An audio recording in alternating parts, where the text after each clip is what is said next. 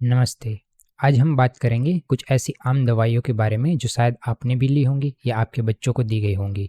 लेकिन क्या आप जानते हैं कि ये दवाइयाँ आपके शरीर की इम्यूनिटी को हमेशा के लिए नुकसान पहुंचा सकती है?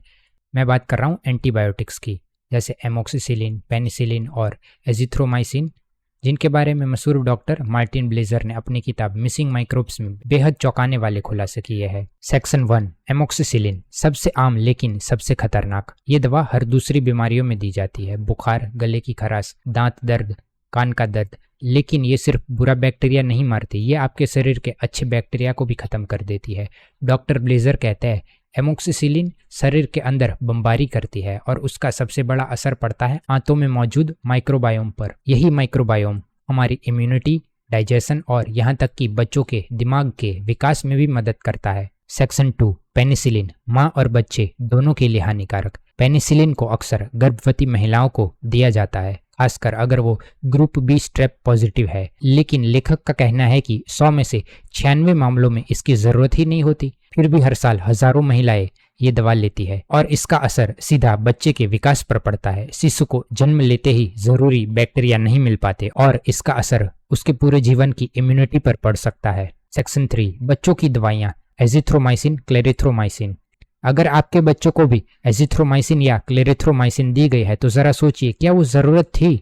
ये दवाएं लंबे समय तक शरीर में रहती हैं और कई तरह के अच्छे बैक्टीरिया को मार देती है। डॉक्टर ब्लेजर बताते हैं कि ये बच्चों में एलर्जी, एस्थमा और यहाँ तक कि मोटापे का कारण बन सकती है। सेक्शन 4, रिसर्च से जुड़े उदाहरण, चूहों पर अध्ययन। एक प्रयोग में चूहों को स्ट्रेप्टोमाइसिन नाम की एंटीबायोटिक दी गई। फिर जब उनमें एक सामान्य बैक्टीरिया डाला गया तो वो बहुत कम मात्रा में ही बीमार हो गए।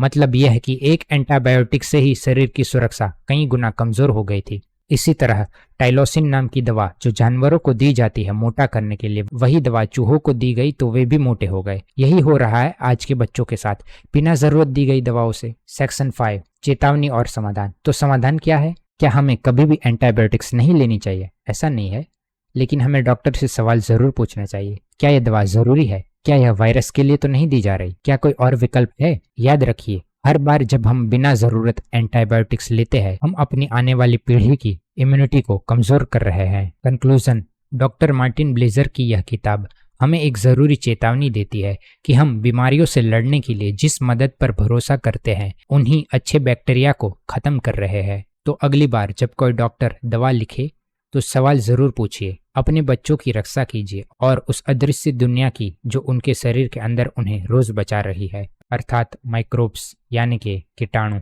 अगर ये जानकारी आपको जरूरी लगी है तो इस वीडियो को शेयर करिए, खासकर नई माताओं और पेरेंट्स के साथ, और कमेंट्स में लिखिए क्या आपने कभी बिना जरूरत एंटीबायोटिक्स ली है। इस बुक के पूरे रिव्यू को भी सुने। स्वस्थ रहिए लेकिन प्राकृतिक तरीके से। धन्यवाद। Thank you.